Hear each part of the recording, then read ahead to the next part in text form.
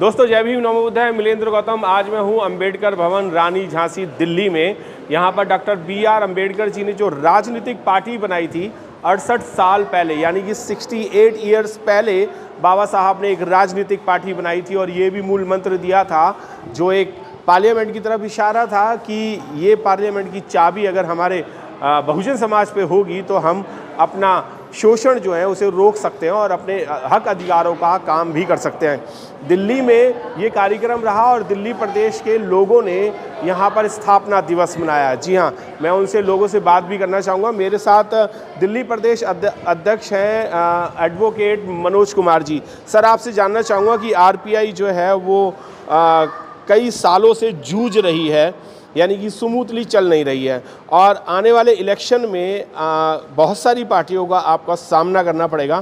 Plus एक party और हो गई है आज़ाद समाज पार्टी। पहले बहुजन समाज पार्टी आपके पीछे पड़ी हुई थी, अब आज़ाद समाज पार्टी भी पड़ गई है। क्या लगता है कि आप अपनी इस पार्टी को कहाँ तक ले जा सकते हैं?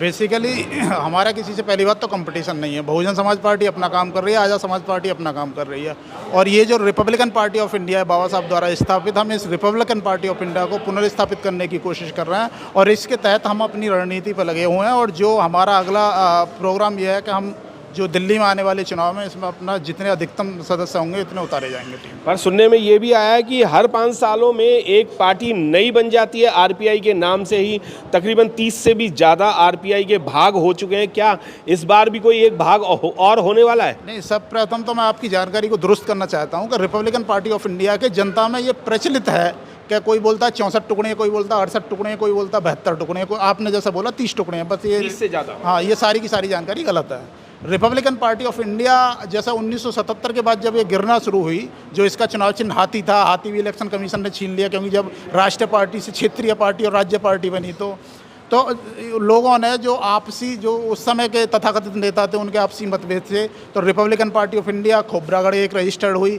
एक Republican party of India Karnataka registered हुई, एक Republican party of India Ambedkar registered हुई, एक Republican party of India social registered हुई, एक Republican party of India democratic registered हुई। तो इस तरीके से जब मैंने इलेक्शन कमीशन की साइट में जाके फाइलों को चेक किया RTI के माध्यम से, तब मैंने पाया कि रिपब्लिकन पार्टी ऑफ इंडिया जो असली वाली है वो रिपब्लिकन पार्टी ऑफ इंडिया है। उसके आगे पीछे ABCD कुछ नहीं लग रहा। जो बाकी के रजिस्टर्ड हुई उनमें Republican party of India A, किसी में B, किसी में K, किसी में D ऐसे लगी हुई हैं। तो बाकी जो रिपब्लिकन पार्टी ऑफ इंडिया वो व्यक्तिगत लोगों ने अपनी निजी संपत्ति के रूप में रजिस्टर्ड करा रखी हैं। लेकिन ये जो रिपब्लिकन पार्टी ऑफ इंडिया, ये बाबा साहब द्वारा स्थापित रिपब्लिकन पार्टी ऑफ इंडिया है। रही बात रिपब्लिकन पार्टी ऑफ इंडिया अलग से रजिस्टर्ड होने की, तो बात ऐसी है कि रिपब्लिकन पार्टी ऑफ इंडिया में ABCD लगा के रजिस्टर कराने से किसी को मना ही नहीं है, क्योंकि ये लोकतांत्रिक देश है और यदि इलेक्शन कमीशन परमिशन देता वो रजिस्टर करा भी सकते हैं। जी, पार्टी में बहुत सारे मतभेद भी रहे हैं और मुझे लगता है कि शायद आज राष्ट्रीय अध्यक्ष को भी आना चाहिए था। दिल्ली में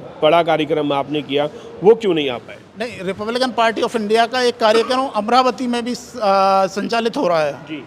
तो जो मैंने राष्ट्रीय कमेटी से बात की तो उन्होंने ये कहा कि जो राष्ट्रीय महासचिव साहब हैं वो अमरावती वाले प्रोग्राम को अटेंड करेंगे। तो जिस कारण से हमने भी उनसे अनुरोध किया आप हमारे प्रोग्राम में आओ, तो उन्होंने कहा कि अभी समय की व्यस्तता के कारण मैं वहाँ नहीं आ सकता दिल्ली। जी, आपसे भी जानना चाहूँगा कि महिला के रूप में आप भी पार्टी में ज्वाइन कर चुकी हैं। कितनी महिलाएं आपके साथ जो पार्टी के लिए काम करती हैं? मैं तो सबसे पहले आप लोगों को चैनल के माध्यम से बहुत बहुत धन्यवाद करती हूँ। हमें इस पार्टियों ने हमें सम्मानित किया और मैं इस पार्टियों का भी बहुत बहुत धन्यवाद करती हूँ आप सबका। देखिए, कोई भी पार्टी हो यदि काम अच्छा करेगी, कोई बात नहीं, किसी कारण से पार्टी को यदि बीच में स्टॉप हो गया तो फिर से स्टार्ट कर सकते हैं और मैं अधिक से अधिक महिला शक्तियों को चाहती हूँ इस पार्टी से जोड़ना। और मेरे साथ मानव खोज NGO है, उसमें करीबन 100-200 महिलाएं काम कर रही हैं। तो हम उस संस्था के माध्यम से चाहती हूँ इस पार्टी में अधिक से अधिक महिलाओं को ला करके इस पार्टी को आगे बढ़ाऊँ और ये पार्टी ये इतना अच्छा काम करेगी कि सभी पार्टी को पीछे कर देंगे। हमारे इतना सोच है। बिल्कुल सोच ये है कि अच्छी अच्छी पार्टियों को भी पीछा कर देंगी। सर, तगड़ा कंपटीशन है और आप कंपटीशन को बहुत अच्छी तरीके से जानते हैं। पुलिस महकमे में उच्च अधिकारी भी रहे हैं, आप जॉइंट कमिश्नर रहे हैं, तो क्या कहना चाहेंगे कि ये चुनौती जो है वो आसान है क्या? मैं दिल्ली पुलिस में अधिकारी रहा हूँ, रिटायर्ड हूँ जो चुनाव के अंदर चुनौतियां हैं हम उनका मुकाबला हम करेंगे। जो हमारी इच्छा शक्ति है और जो हमारी पार्टी की नीतियां हैं हम उनको लेकर आगे जनता के बीच में जाएंगे और अपना पक्ष रखेंगे। और हमें उम्मीद है कि तथागत बोधिसत्व बाबा साहब अम्बेडकर ने जो हमें रिपब्लिकन पार्टी ऑफ इंडिया दिया है, वो संविधान जो बाबा साहब अम्बेडकर ने संविधान देकर इस देश को आईना दिया है, इस देश को चलाने के लिए अनुशासन से, तो हम जो है अपनी नीतियों के साथ आरपीआई के कदम को आगे बढ़ाएंगे। चुनौतियां सबको आती हैं, अप एंड डाउन्स चलता रहता है, और जो चुनौतियों को स्वीकार करता है वही वास्तव में जो है अपने कार्य को पूरा कर पाता है। तो ऐसी मेरे को आशा है कि आरपीआई के माध्यम से हम अपनी नीतियों को साथ लेते हुए जो हमारे महान पुरुषों ने हमें जो दिया है संदेश, उनको लेकर हम जनता के बीच में जाएंगे, जनता को जागरूक करेंगे, उनको नीतियां बताएंगे और हम अपनी चुनौती में कामयाब उतरेंगे। बिल्कुल, जनता को बताएंगे। सर, क्या लगता है कि जनता पिछले 68 साल से नहीं समझ पाई, क्या अब समझ पाएगी? जनाब, ऐसा है, एक आरपीआई ऐसी पार्टी है जो हर इंसान जानता ज़रूर है। वो कहते हैं घटा में छुप के सितारे फना नहीं होते। ये बहुत बड़ी पार्टी है, पूरे देश में हर इंसान नाम ज़रूर जानता है, पर उसकी हिस्ट्री क्या है? आप जैसे यूट्यूबर्स हैं या चैनल वाले हैं, ये 60 बार टूट गई, 70 बार टूट गई, तो आरपीआई को कमज़ोर दिखाने की कोशिश की जाती है। आरपीआई एक सुपर पावर है। नहीं सर, हम लोग कमज़ोर नहीं दिखाते, हम वो चीज़ दिखा रहे हैं जो हो रही है। आप चाहे नहीं चाहे इसमें आरपीआई की कमी रही हो, चाहे लोगों की कमी रही हो, चाहे वोटरों की कमी रही हो, चाहे पदाधिकारियों की कमी रहे, आप हमें इसको दोष मत दीजिए। बताइए, अभी आप जाके आरपीआई दिल्ली रजिस्टर्ड करा लें तो क्या हमारी पार्टी टूट गई? तो पार्टी जो बनी है, पार्टियां बनी कैसे हैं पहले ये देखना। क्यों आरपीआई का नाम तो सब लेना चाहते हैं पर काम कोई नहीं करना चाहता, तो बन के फना हो गई वो। यही तो बात है ना, वो बन के फना ही। इसमें यूट्यूबर्स को नहीं, जो लोग इन चीजों को कर रहे हैं वो दोषी हैं, यूट्यूबर नहीं है सर। वो तो ये कह रहे हैं ना, पार्टी टूट के बनी, पार्टी नहीं टूटी। आप बना लोगे तो भाई हमारी पार्टी टूट के थोड़ा बनी, इन्होंने बना ली तो पार्टी टूट के थोड़ा बनी। अपना अलग से बना लिया, वो 60-70 पार्टियां हो गई, शोर मचा दिया, आरपीआई टूट के पार्टी बनी। नहीं, आरपीआई टूट के पार्टीज नहीं बनी। हर इंसान चाहता है एक बड़ा नाम मिल जाए। अल्टीमेटली कोई भी काम करने के लिए ड्रेस और एड्रेस की जरूरत है। एड्रेस बाबा साहब, ड्रेस संविधान बनाने वाला इंसान, तो इसको हर आदमी चाहता है इसको मैं कैश कर लूँ, चाहे मायावती हो चाहे कोई भी हो। हर आदमी, आज कांग्रेस भी बाबा साहब की फोटो लेके घूम रही है, बीजेपी वाले फोटो लेके, उसको एक क्या है, ब्लैंक चेक समझ के कैश कर रहे हैं और पब्लिक को मूर्ख बना रहे हैं। हमारा उद्देश्य ये है कि हम बाबा साहब की पार्टी से जुड़ के पब्लिक को मूर्ख ना बनाए। बोले भाई तुम में से तुम ही वोट दो और तुम्हें ही वोट मिलना चाहिए, तुम किसी और को वोट क्यों दो? एक दूसरा आता है बाहर से थोप देते हैं उसके ऊपर।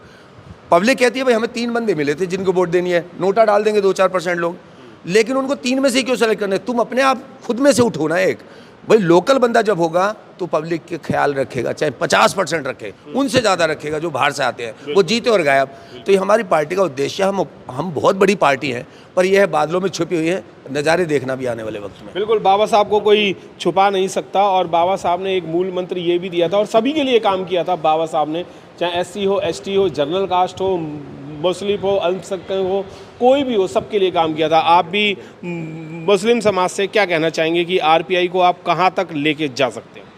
देखिए, मैं मुस्लिम समाज से आता हूँ और मेरा उद्देश्य ये है कि बाबा साहब का जो नाम हम लोगों ने खुद ने छुपा करके रख दिया, उसको आसमान की ऊंचाइयों पर लेकर के जाना।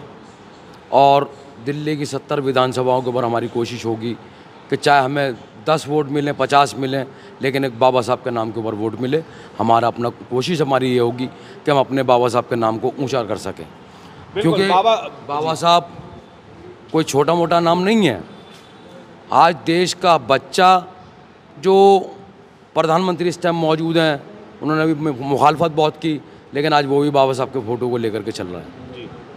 इसलिए हम जी जान से अपनी कोशिश करेंगे, मुस्लिम समाज के अंदर भी जा करके, दलित समाज में भी अपने भाइयों के साथ जब जुड़ करके, कि बाबा साहब के नाम को रोशन करें और आरपीआई जो बाबा साहब की खुद की बनाई हुई पार्टी है, उस पार्टी को दोबारा किसी मुकाम तक पहुँचाएँ।